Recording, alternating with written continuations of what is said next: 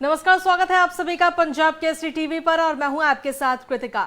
देश का आम बजट आज पेश हो चुका है जिसमें कई सारी नई चीजें भी इस बार आई हैं, लेकिन बड़ी बात यह है कि जिस तरीके से पिछले लंबे समय से किसान आंदोलन चल रहा है, ऐसे में आज के इस बजट में किसानों को क्या कुछ मिला है,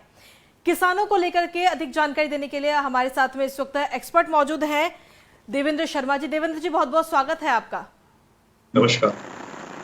देवेंद्र जी, किसानों को काफी ज्यादा उम्मीदें थी कि और सभी लोग ये उम्मीद भी जता रहे थे कि जिस तरीके से लंबे समय से किसान आंदोलन चल रहा है, ऐसे में इस बार के बजट में किसानों को लुभाने की कोशिश होगी। तो क्या लग रहा है कि क्या वो कोशिश हुई है और किसानों के लिए कितना खास आज का बजट ये देखने को मिला? ये आपने बिल्कुल ठीक कहा कि एक्सपेक्टेड था कि इतने लंबे समय से जो आंदोलन चल रहा है उसको देखते हुए सरकार इस बजट का उपयोग करेगी, इस सेंस में कि भाई जैसा आपने कहा किसानों को थोड़ा सा लुभाने वाली बात हो, ताकि उनको एक विश्वास हो कि सरकार जो है उनके साथ खड़ी है। और ये जो होती या अगर हम देख पाते तो शायद इससे ये होना था कि किसानों का जो आगे जो डायलॉग हो रहा है सरकार के साथ, उसमें बहुत एक जो कहते हैं ना एक रास्ता एक बड़ा पॉजिटिव हो जाता। लेकिन जो आज बजट सरकार का आया है उसमें एग्रीकल्चर की जो भी उसमें प्रोविजन किए गए हैं, प्रावधान किए गए हैं, मुझे लगता है कि उसमें किसानों को तो आज शायद निराशा ही झेलनी पड़ी है। जी, लेकिन जिस तरीके से कहा जा रहा है कि एमएसपी पर इस बार किसानों को 1.5 गुना फायदा मिला है, 1.5 गुना ज्यादा एमएसपी मिली है और तमाम आंकड़े वित्त मंत्री ने दिए, लेकिन उसके बावजूद भी कहीं ना कहीं किसान, आज अगर हम किसान से बात करते हैं तो वो खुश नहीं है। देखिए, ये जो एमएसपी की बातें जो की गई हैं, ये तो एक तरह का रिपीट किया गया है, एक तरह का जैसे कहते हैं ना रिपोर्ट कार्ड दिया है वित्त मंत्री जी ने। उसमें ये बताया है कि जो है जो 50% over the cost of production, जिसको आप जानते हैं कि बहुत दिनों से किसान उसको कॉन्टेस्ट कर रहे थे। उनका कहना ये है कि ये जो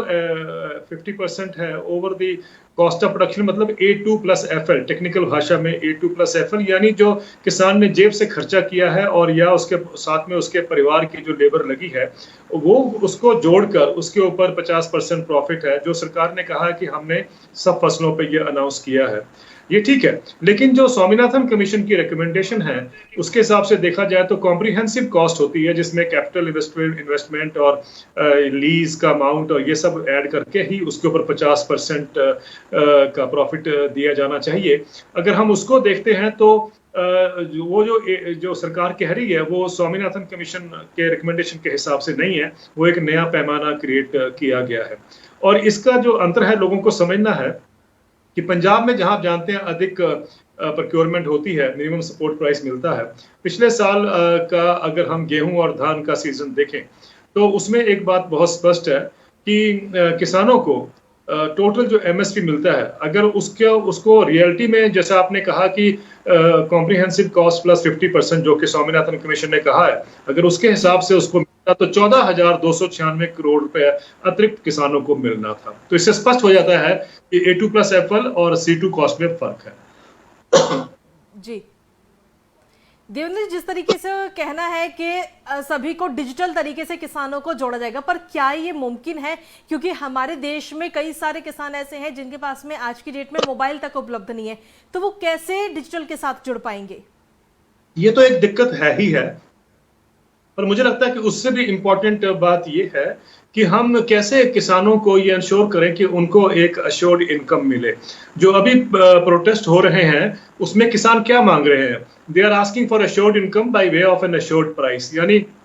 उनको जो दाम है अगर अश्योर्ड मिल जाए तो मुझे लगता है कि वहीं पर आप सब जानते हैं कि वहां पेच वहां फंसा हुआ है। अगर वो मिनिमम सपोर्ट प्राइस को लीगल इंस्ट्रूमेंट बना देते हैं, मिनिमम सपोर्ट प्राइस के नीचे कोई खरीदना हो, ये एक प्रावधान लेके आ जाते हैं, तो मुझे लगता है कि किसानों के बहुत सारे जो प्रॉब्लम है वो एड्रेस हो जाते हैं।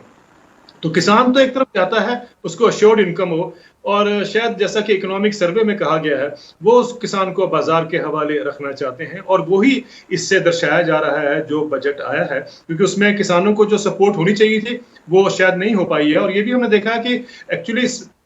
ज्यादा सपोर्ट तो क्या, हम देखें कि जो बजट है इस साल का वो पिछले साल के बनिस्बत कम है। यानी पिछले साल 1.34 लाख करोड़ रुपए का बजट था, इस बार 1.23 लाख करोड़ रुपए का बजट है, यानी पिछले साल से भी कटौती हो गई है बजट की, एग्रीकल्चर बजट की। इसी तरीके से हम देखें तो जो पीएम किसान निधि स्कीम है जिसके तहत 6,000 रुपए किसानों को मिलता है साल में, वो बढ़ाने की बजाय सरकार ने उसका जो एलोकेशन है 75,000 करोड़ रुपए पिछले साल था, उसको कम करके 65,000 करोड़ रुपए कर दिया है। वो शायद इसलिए किया है क्योंकि 14 करोड़ किसानों को कहा गया था कि उनको पीएम किसान निधि स्कीम मिलेगी, लेकिन अभी तक हम देख रहे हैं कि वो तकरीबन 8 करोड़ किसानों के पास ही वो उनको पीएम किसान की जो राशि है वो मिलती है। जी, लेकिन कहीं ना कहीं किसानों को इस बार काफी उम्मीदें थी कि इतना बड़ा आंदोलन हो गया है, तो ऐसे में कहीं ना कहीं सरकार की तरफ से या वित्त मंत्री जरूर किसानों को लुभाने की कोशिश करेंगी। लेकिन बजट जब आया सामने तो किसानों के लिए सिर्फ रिपोर्ट कार्ड ही देखने को मिला, कुछ नई चीज या यूं कहे कि कुछ नया नजर नहीं आया है किसानों को खास तौर पर। देखिए, एक जो हर साल आप देखते हैं कि एक एग्रीकल्चर क्रेडिट सरकार देती है, और वो क्रेडिट जो था पिछले साल 15 लाख करोड़ रुपए का था। मतलब हर साल बढ़ता है, कभी 10 लाख था, कभी 11 लाख करोड़ रुपए हुआ, फिर 12 लाख करोड़ रुपए हुआ। इस साल वो बढ़ा के 16.5 लाख करोड़ रुपए कर दिया गया है। लेकिन सबसे बड़ी इंपॉर्टेंट बात यह कि किसान तो चाहता है कि वो कर्जे के चक्रव्यूह से बाहर निकले, और यही आप देखते हैं कि अधिकतर जो आत्महत्याएं होती हैं वो कर्जे के बोझ के नीचे दबा हुआ है किसान, तभी जाके उसकी वो आत्महत्याएं होती हैं। तो उसको हमारा प्रयास ये होना चाहिए कि उसको कर्जे के चक्रव्यूह से बाहर निकालें, ना कि उसको और कर्जा दे। कर्जे पे कर्जा ये सोल्यूशन नहीं है एग्रेरियन क्राइसिस का। सोल्यूशन ये है कि उसके हाथ में इनकम कैसे दी जाए। तो मैं ये एक्सपेक्ट कर रहा था इस बार क्योंकि पेंडेमिक में एग्रीकल्चर ने बहुत बढ़िया परफॉर्म किया। आप जानते हैं कि जब सारी इकोनॉमी कर रही थी तो agriculture was the only bright spot. और उस समय हम ये भी जानते हैं कि एग्रीकल्चर में 6,000 रुपए जो किसानों को मिलता है, और क्योंकि हमारे इकोनॉमिस्ट कहते हैं कि एग्रीकल्चर में अगर ज्यादा इन लोगों के हाथ में पैसा आएगा, किसानों के हाथ में पैसा आएगा, तो उससे ज्यादा रूरल डिमांड क्रिएट होगी। और जब रूरल डिमांड क्रिएट होगी तो वो बूस्टर डोज ही नहीं, मेरा मानना है कि रॉकेट डोज की तरह काम करेगा और इकोनॉमिक ग्रोथ हमारी दौड़ेगी। इसलिए मैं कह रहा हूं क्योंकि जब 50% लोगों के पास यानी 60 करोड़ लोगों के पास अधिक पैसा होगा तो वो मार्केट में ही आएगा ना, तो वो डिमांड क्रिएट होगी, वो भी सामान खरीदना चाहेगा, चाहे वो एफएमसीजी प्रोडक्ट्स हो या इलेक्ट्रॉनिक गुड्स हो या कुछ भी हो। और उससे जो है डिमांड जब बढ़ेगी तो जो व्हील्स ऑफ डेवलपमेंट है वो बढ़ते हैं। तो मेरा एक्सपेक्टेशन ये था कि इस बार सरकार ये जानते हुए कि पेंडेमिक में रूरल डिमांड क्रिएट होनी है और agriculture is perform so well, तो उनकी कोशिश ये होनी चाहिए थी कि कम से कम उस 6,000 रुपए को जो साल में दिया जाता है किसान निधि में, वो बढ़ाकर 18,000 रुपए साल का करते।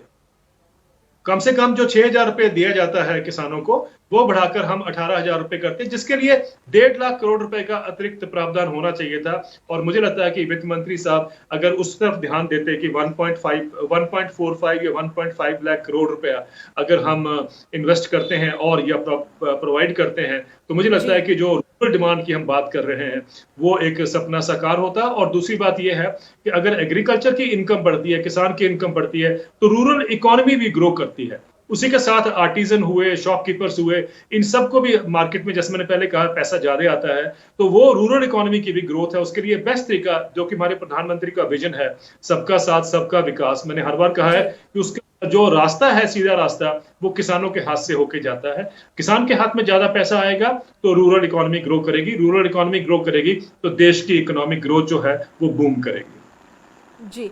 देवेंद्र, जिस तरीके से कहा जा रहा है कि जो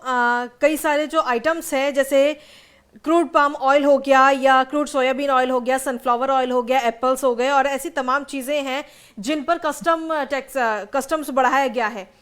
ऐसे में क्या जो हमारे देश में जो किसान हैं उनको फ़ायदा पहुंचेगा? क्योंकि जब बाहर से जो चीज़ें आ रही हैं उन पर कस्टम बढ़ेगा तो सीधे से जो आम लोग हैं वो कम रेट पे जाएंगे और अपने देश की चीज़ों को ही खरीदेंगे। इससे कितना फ़ायदा किसानों को पहुंचेगा?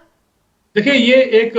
बड़ी डेवलपमेंट है। जैसा कि आपने कहा कि बेसिकली इंपोर्ट टैरिफ्स जो हैं उसके ऊपर अगर हम ड्यूटी लगाते हैं तो बेसिकली हम क्या करते हैं कि चीपर जो बाहर से फ्लड ऑफ इंपोर्ट्स आते हैं उससे हम अपने किसानों का बचाव करते हैं। और मुझे लगता है कि ये देश के किसानों के हित में है अगर ये इंपोर्ट टैरिफ्स हैं, क्योंकि मैंने इतने ध्यान से नहीं देखा है, लेकिन जैसा कि आप कह रहे हैं ड्यूटी अगर बढ़ाई जाती है तो उसका मतलब है कि बाहर से जो आने वाला प्रोड्यूस है, जो सस्ता आता है, उसको एक तरह का रोक दिया गया है, और उसका मतलब कि हमारे किसानों को प्रोत्साहन मिलता है। और पाम ऑयल जो आप कह रहे हैं ये बहुत इंपॉर्टेंट है इसको रेज करना, क्योंकि इससे क्या होगा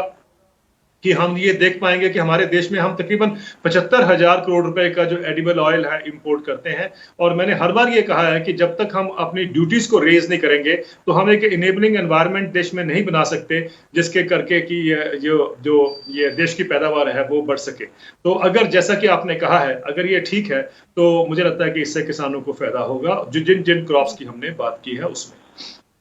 जी देवेंद्र जी, एक सवाल जो इस टाइम सभी लोग जिन जिन ने बजट सुना है उन सभी के मन में एक बड़ा सवाल है और एक नया शब्द आज बजट में सुनने को मिला, एग्री इंफ्रासेस। आखिर ये क्या है और कैसे लोगों पर इसका असर होगा? देखिए, एग्री इंफ्रासेस जो मुझे समझ आया है, अभी तक उन्होंने यही कहा कि 2.5 रुपए पेट्रोल पर और 4 रुपए डीजल पर ये टैक्स होगा और इससे जो भी रेज करेंगे वो हम एग्रीकल्चर इन्वेस्टमेंट जो होगी एग्रीकल्चर इंफ्रास्ट्रक्चर में उसमें वो जाएगा। पर मुझे ये एक चीज, ये ठीक है कोई भी तरीका आप अपनाइए, लेकिन इंपॉर्टेंट ये है कि जब आप बाकी इंफ्रास्ट्रक्चर की बात करते हैं, जैसे रेल हुआ, रोड का पोर्ट्स की हम बात कर रहे हैं, वहां जैसे हमने इंफ्रास्ट्रक्चर की बात की या इन्वेस्टमेंट बड़ा क्लियर किया कि हम अगले साल इतना इन्वेस्टमेंट करेंगे, मुझे लगता है कि हमें एग्रीकल्चर में भी क्लियर एक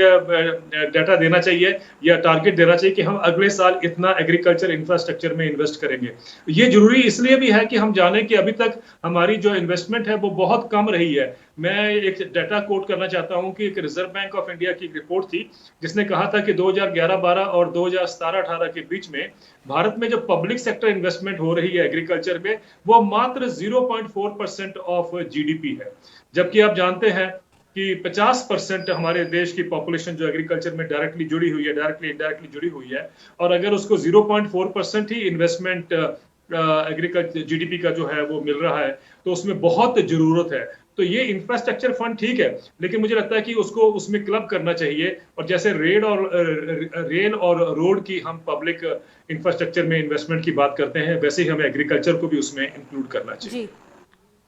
अगर आसान भाषा में कहा जाए तो जो आज का बजट है वो किसानों के लिए फायदेमंद है, नुकसानदायक है या फिर मीडियम के तौर पे देखा जा रहा है? देखिए, कुछ चीजें तो हर बजट में अच्छी होती हैं, ऐसी बात तो हम सब जानते ही हैं। जैसा आपने बताया, अगर वो ड्यूटी रेज की गई है तो उसका फायदा है। और दूसरी बात यह है कि एक और उसमें प्रोविजन मुझे याद है, उसमें कहा गया है कि 1,000 करोड़ रुपए का प्रोविजन उन्होंने किया है कि असम और वेस्ट बंगाल के जो चाय बागान में जो लेबर होती है जिसकी बहुत एक्सप्लोरेशन होती है, उनके लिए ये प्रोविजन है, बहुत अच्छी बात है। और भी चीजें जो हैं कुछ एक जो है अच्छी, लेकिन जो सबसे इंपॉर्टेंट बात है कि किसानों की इनकम कैसे बढ़े, मुझे लगता है कि उसके लिए कुछ जो स्पेसिफिक जो और नई स्कीम्स जो हैं वो जो होनी चाहिए थी उस पर शायद ध्यान कम दिया गया, जैसे इंक्लूडिंग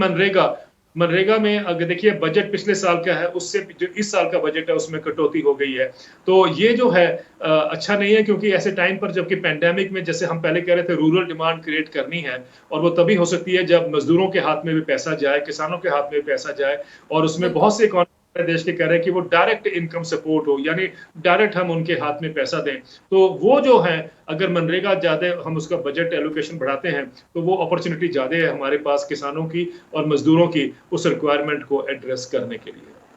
जी, लेकिन इस दौरान जब बजट पेश किया जा रहा था तो वित्त मंत्री निर्मला सीतारमण ये कहते हुए भी नजर आई कि एमएसपी नहीं हटेगी, यानी कि कहीं ना कहीं वो किसान आंदोलन में जो किसान बैठे हुए हैं उनको ये संदेश देने की कोशिश कर रही हैं कि वो अब हटे और एमएसपी की गारंटी दी जा रही है। एक तरह से वही चीज नजर आई आज के बजट में। देखिए, ये जो बात कही जाती है हर बार कि एमएसपी नहीं हटेगी, इसका मतलब ये हुआ, अगर मैंने कई बार कहा पहले, आपको भी इस बात का अंदेशा है कि 6% किसानों को, जैसा कि शांता कुमार कमेटी ने कहा है, 6% किसानों को एमएसपी मिलती है और 94% जो किसान है देश के उनको मार्केट्स के ऊपर डिपेंडेंट होना पड़ता है। अगर मार्केट्स इतनी अच्छी होती तो आज एग्रीकल्चर की इतनी दुर्दशा नहीं होती, एग्रेरियन क्राइसिस इतना भयंकर नहीं होता। इसका मतलब यह हुआ कि जो वित्त मंत्री जी ने कहा है आज पार्लियामेंट में कि एमएसपी नहीं हटेगी, इसका मतलब है कि वही 6% लोगों को एमएसपी मिलती रहेगी। लेकिन मुझे ये समझ नहीं आता कि जो किसान डिमांड कर रहे हैं कि अगर 6% किसानों को मिलती है, वो चाहते हैं कि 100% किसानों को एमएसपी मिले, उसकी कोई बात नहीं करता है। और मुझे लगता है कि थोड़ा इसमें विरोधाभास है, जो सरकार कह रही है या जो किसान कह रहे हैं, वो इसी कंफ्यूजन में लोग जो हैं, ऑर्डिनरी जो रीडर है या शहर के जो लोग हैं, वो कहते हैं कि एमएसपी तो है तो किसान क्यों प्रदर्शन कर रहे हैं। लेकिन किसान इसलिए प्रदर्शन कर रहे हैं कि देश में हर क्रॉप जो है, हर फसल के ऊपर जहां एमएसपी अनाउंस होता है और वो 23 फसलें हैं, उनको एक लीगल एंटिटी बनाया जाए, उसके नीचे खरीद ना हो। तो दोनों में फर्क है। 6% किसानों को एमएसपी देना वो एक बात है, और बाकी 100%, टोटल 100% किसानों को एमएसपी देना वो किसान डिमांड कर रहे हैं। जी चलिए, बहुत बहुत धन्यवाद देवेंद्र जी, अपना कीमती समय हमें देने के लिए और तमाम जानकारियां हमें देने के लिए, हमारे दर्शकों को देने के लिए। तो जिस तरीके से लगातार सवाल ये किए जा रहे थे कि आखिर किसानों को क्या मिला है आज के इस बजट से, तो ऐसे में कह सकते हैं कि किसानों को कुछ खास नहीं मिला है। लेकिन हालांकि अभी तक का जो रिपोर्ट कार्ड है वो जरूर वित्त मंत्री आज देती हुई नजर आई कि किसानों को अब तक क्या दिया है। हालांकि इसी दौरान उन्होंने यूपीए सरकार को भी घेरने की कोशिश की कि 2014 में किसानों को कितना दिया गया था और अब कितना दिया गया। लेकिन सवाल यह है कि देश की अर्थव्यवस्था को उठाने वाले आज हमारा देश का अन्नदाता, हमारा किसान, उसको कितना सरकार उठा रही है, क्योंकि आज के बजट में कुछ खास किसानों के लिए नजर नहीं है। ऐसे में देखना होगा कि आज का जो बजट पेश हुआ है वो आगे क्या कुछ असर डालता है, ये वाकई देखने वाली बात होगी। तमाम अपडेट्स और खबरों के लिए आप लगातार बने रहिए पंजाब केसरी टीवी के साथ। नमस्कार।